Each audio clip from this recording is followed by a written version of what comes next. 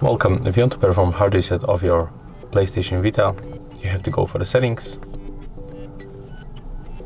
Next, you have to scroll down, pick format, and click to restore this system. Let's confirm. Click yes. Confirm one more time. We can also wipe memory card. Select format, click yes, and now just wait.